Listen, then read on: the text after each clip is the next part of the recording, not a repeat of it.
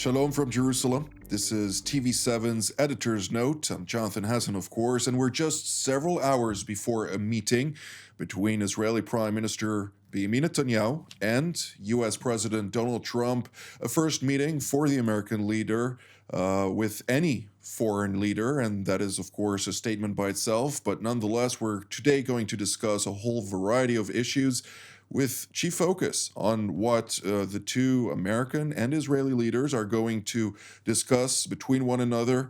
What is the significance of the Israel-American relationship for the Middle East, and, of course, the various intricacies.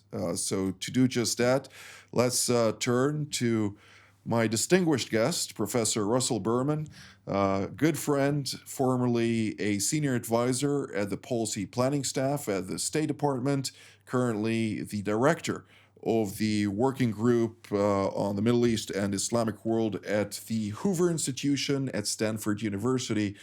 And it's always a pleasure to have you, Russell. Thanks for having me back, Jonathan. I look forward to our conversation. So do I, absolutely. Well, let's start with the significance of the fact that President Trump invited Prime Minister Benjamin Netanyahu to be the first foreign leader to actually come to the White House and meet with him at the Oval Office. Is there an underlining to it? President Trump, in his first administration, demonstrated a strong commitment to supporting Israel, and he's reiterating that by having Netanyahu as his first guest in the White House. So on the one hand, it's not surprising. On the other hand, it's very important. He's not inviting a European leader. He's not inviting another major world leader. It's Bibi Netanyahu, who is speaking today with President Trump as the first foreign visitor. I think this is a clear signal of President Trump's intentions and his foreign policy in the coming years. Absolutely. Well, there's a whole list of issues that are going to be discussed. Was a update or a brief by a senior Trump administration official with various reporters ahead of this meeting. The various discussions circulate, among others, on the fact that President Trump is adamantly committed to the release of all hostages from Hamas captivity on the one hand, but on the other hand, he's also very much committed to Israel's military objective to ensure that the Islamist Hamas, which is a designated foreign terrorist organization, does not rule the Gaza Strip post the current war. I know that Jerusalem is also very determined to achieve both objectives, but nonetheless, is it realistic? And if so, what should Washington do in order to realize this stated aspiration? Jonathan, you laid it out correctly in a way that highlights the tensions within President Trump's predispositions, as well as the ambiguities of the challenges that Israel faces. President Trump advocates peace through strength. He's not averse to building up military force. He's not averse to using military force, but he is clearly very much oriented toward finding nonviolent solutions. He'll use pressure, preferably not military pressure. We can learn a bit from what he has just been doing in the Western Hemisphere, where he used the tariffs as a way to achieve policy goals. Now, tariffs is not the way to deal with Hamas, to be sure. But if one thinks back to President Trump's first administration, he was averse to using force in the Middle East. He did so, however, in response to the gas attacks by the Assad regime.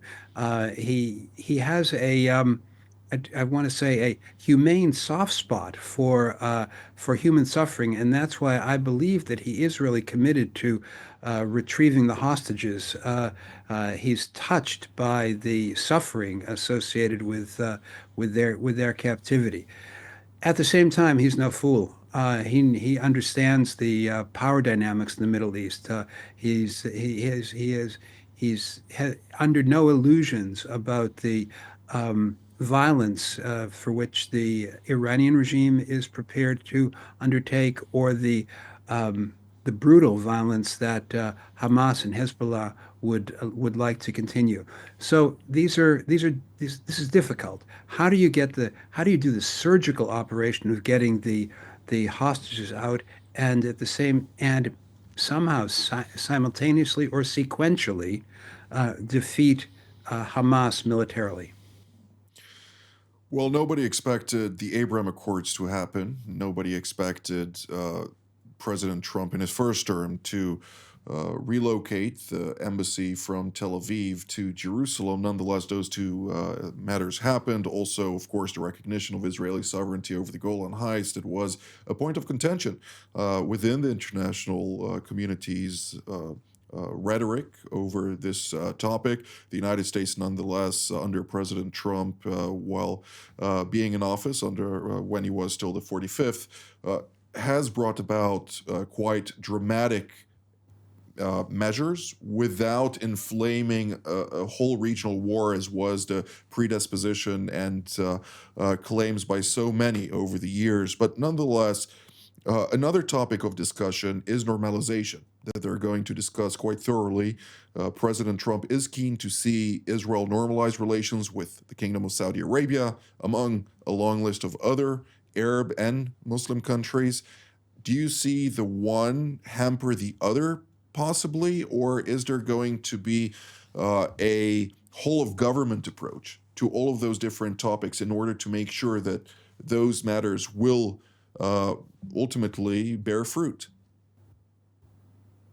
Well, we have two buckets of evidence to draw on. The first is President Trump's first administration, in which the Abraham Accords was, of course, the a crown jewel of its foreign policy. So it's not going to be surprising if he continues to try to pursue that, and that means next step is Riyadh. Second bucket of evidence is what we see his how we see his vision in the Western Hemisphere and in North America. Um, I don't know what's going to come of the Greenland Gambit. I don't know what's going to come of his discussion about future relations with Canada. But it's clear that President Trump solves problems by broadening the canvas, by looking big. He's not the issue for him is not should the IDF be in the Philadelphia corridor or go into Rafah or these specific questions that obsess the Biden administration. He thinks big. He wants a big deal, and therefore the name that big deal will be some kind of normalization, especially with Saudi Arabia. The Saudis are going to want something in return. The Saudis are going to want some kind of a defense pact, the security guarantee from the United States. Probably going to want civilian nuclear. These are big asks, and President Trump is going to do his gosh darndest to make this work. I think the other country that is going to be difficult in this broader canvas, of course, will be Turkey. On the one hand, a NATO ally, on the other hand, in bed with some of the worst Islamist tendencies that are now operating in Syria. So we'll see what kind of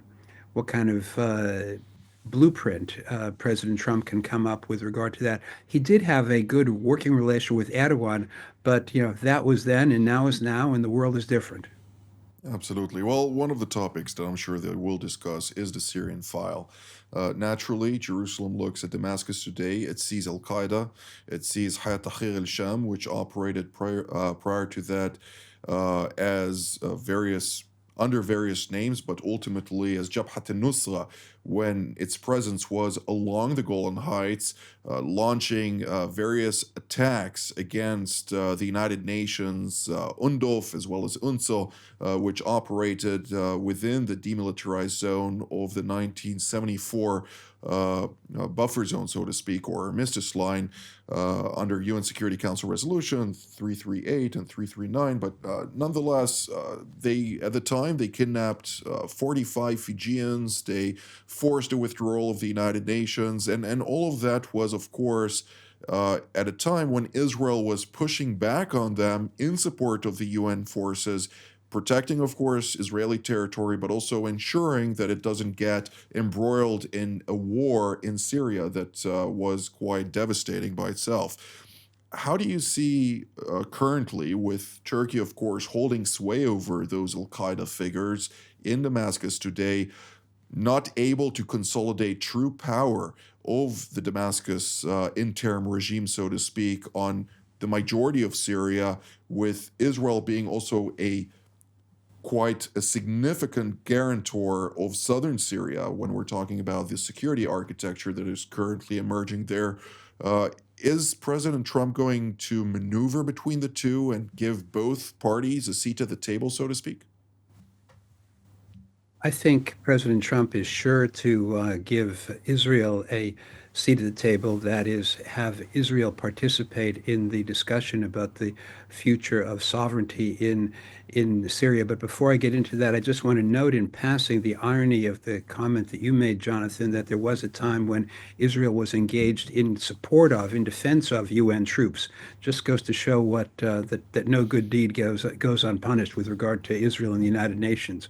But back to the current issue, I think um, there's an open question as to whether um, the Damascus regime will be able to maintain control over a complete territory of Syria, or whether we'll see a fragmentation, whether it's a constitutional decentralization or a genuine breakup of the country. I can't predict. What are the key issues for the United States and the West? I think a key issue for the United States would be an absolute ironclad, as they say, guarantee that the Russians are out. Keep the Russians out of Latakia. That's a big win for the United States. That'd be an indisputable good for the world. Secondly, the United States and Israel have an interest in getting whatever the regime is in Damascus to recognize the to recognize the Israel-Syria border, that is the Golan question, and frankly, to recognize Israel. Um, a recognition of a strong opening between Syria and Israel could pave the way for a similar opening between Lebanon and Israel. Thirdly, there's the question of northeast Syria and the future of the Kurds, to which parts of the United States government have had a strong commitment. Um, uh, will the Kurds achieve the sort of regional autonomy that one sees in Erbil in Iraq, or not? Uh, the Turks would like to say no, but maybe it would be in U.S. interest to maintain a strong commitment to the Kurds, who have been good allies. And then finally, the nasty problem of Turkey. Turkey has its own neo-Ottoman imperial ambitions in trying to uh, turn parts of Syria at least into a satellite state. Um, uh, that is not good for Israel. It's not good for the United States. Is there a way for President Trump to push back on Turkey? Turkey has, on the other hand, been a strong supporter of good positions on Ukraine against Russia. Such is the complexity of the region. Complex is an understatement, but and we keep saying that time and again. I'd like to go back and double down on your point of irony when it comes to the United Nations. When the HTS, Hayat Tahrir al-Sham, under Abu Muhammad al-Julani, known today as Ahmed Shara, went and conquered Damascus. Actually, prior to conquering Damascus, since he's not the first militia to enter Damascus at all, uh, there were different militant groups, jihadists, that were mounting an attack on UN forces, UN positions in the area of the so-called Syrian Golan Heights, as well as in within the demilitarized zone. We call it the Purple Line, as well as the demilitarized zone itself on the Armistice Line. What occurred there, and I saw the footage. I received the footage. I saw the footage. I saw the hundreds of men in droves going down in the direction of the positions, and then Israel starting to launch warning shots in their direction. And after this occurred, Israel made the decision, okay, the United Nations, we can't have it again being kidnapped by those jihadists. We cannot have a situation where UNDOF and UNSO once again withdraws from the Golan Heights because this poses a threat to the state of Israel. So we're going to go in and ensure and guarantee the security of the state of Israel. And then those same UN agencies, UNSO and UNDOF, at the UN Security Council meeting on this specific issue, go out and rebuke Israel for that decision. So the two-edged swords of being able, on the one hand, to protect, on the other hand, to receive a rebuke from those you're protecting, says a lot, and it's hypocritical in essence when we're talking about realities on the ground. But nonetheless, you referred to a couple of very interesting points. One, Iraq. A vacuum is emerging there, and that is something to take note of. This might be filled by other actors if we're not careful with how things evolve, particularly since the same happened in Syria, and that's a case study to take heed of. But at the same time, we also need to take into account the fact that normalizations is on the offset. And we need to also see whether or not President Trump is going to be very vigorous in his efforts to establish a deterrent to the joint adversary of both Saudi Arabia and Israel, namely the Islamic Republic of Iran. According to a number of briefs, we are talking about an executive order set to be signed by President Trump to reinvigorate the maximum pressure campaign. Is it going to provide the same effect or even more forceful effect than the previous time? Well, we don't know the scope of this, but you use the term invigoration or reinvigoration. Uh, I believe that President Trump uh, has the intention of putting enormous pressure on the Iranian economy in order to weaken its capacity to support regional destabilization, to pursue its nuclear program, and to maintain its adversariality toward the United States and the West. Um, in a sense, the maximum pressure campaign, which is ultimately an economic campaign, is a kind of analog to President Trump's predisposition to use tariffs to achieve political goals, as we've just seen with regard to Mexico and Canada. Of course, the situations are radically different, but his his his his inclination is not to send in the troops, but to ramp up the pressure. And I can only imagine that the pressure will be at least as great as it was during the first Trump administration.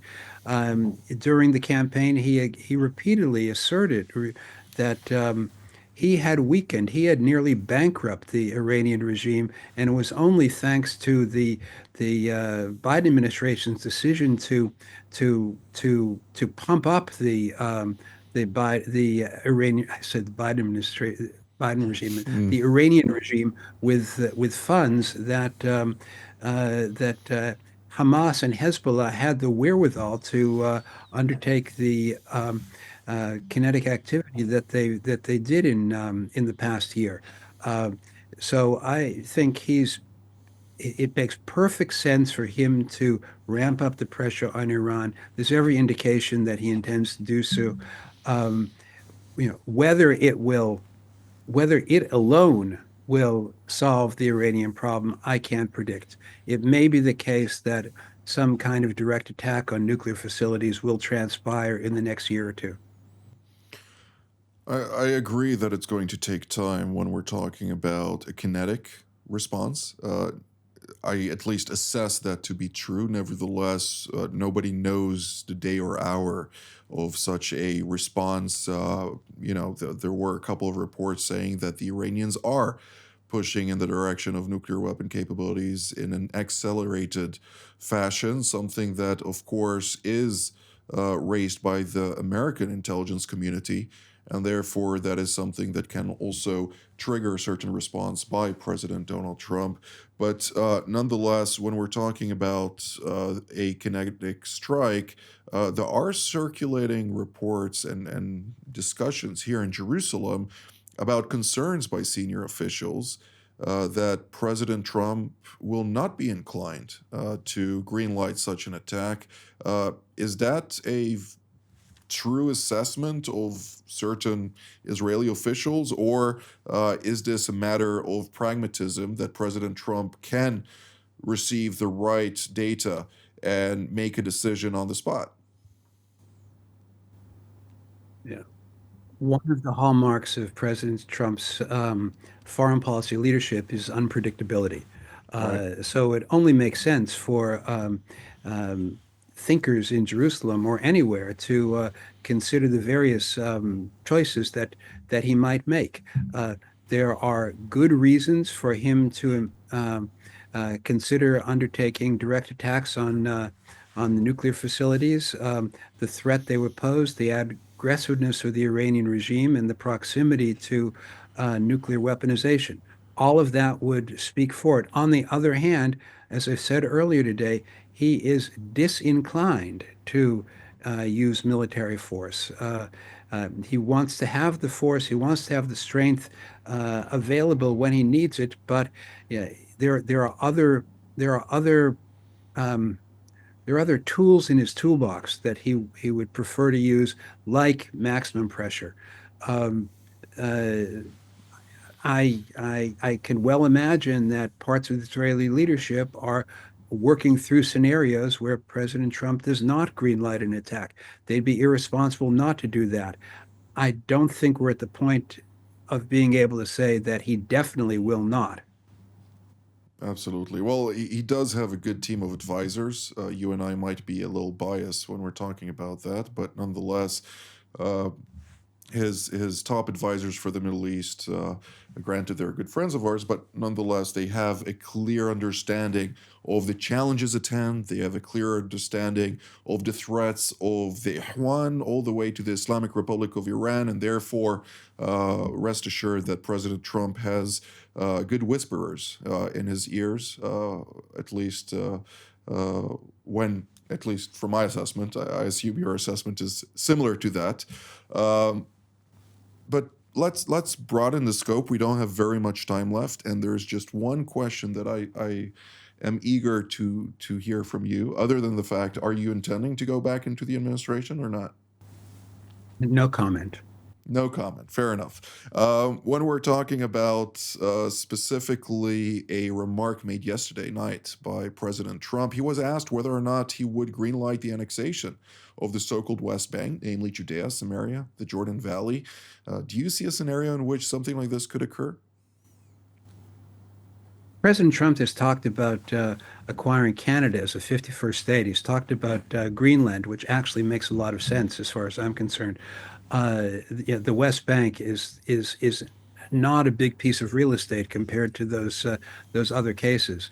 Um, yeah, of course, one should think through that possibility. It's been on the table. The question is, what does that mean? What is the Palestinian population in the West Bank is not going to disappear overnight. What will their status be? What kind of governance will apply to them? Um, I understand the aspirations of some Israelis to acquire the West Bank, but one has to think through pragmatically what this would really mean for the Israeli polity, given the demography that it would be internalizing through that move. Russell, You are a professor at Stanford University, one of the elite universities of the United States.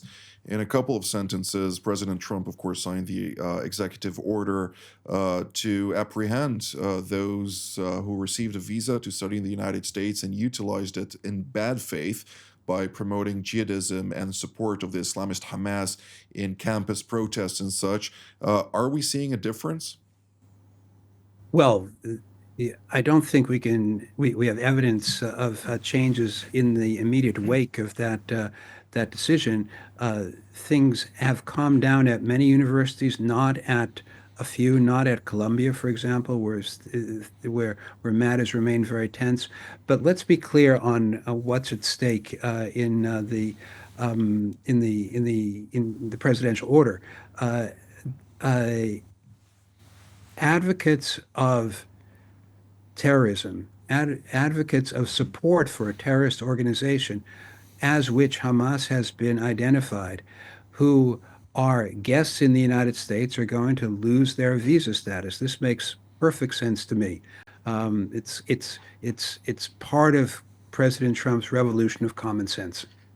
I hope the same occurs in Europe and elsewhere, because this is something that should happen everywhere for the sake of Western civilization. Professor Russell Berman, thank you so very much for your valuable time and the insights that you've provided us. My pleasure, Jonathan. Thanks for having me.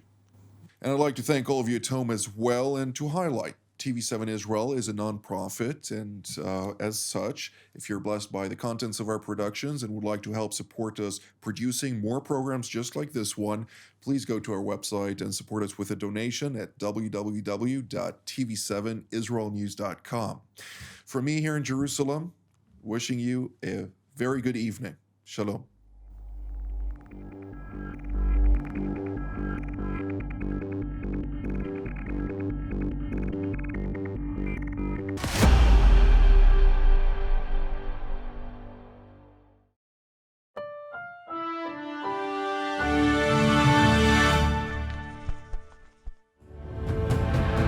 The Middle East, home to the cradle of civilization, retains a reputation from time immemorial as one of the most complex, conflict-ridden regions of the world.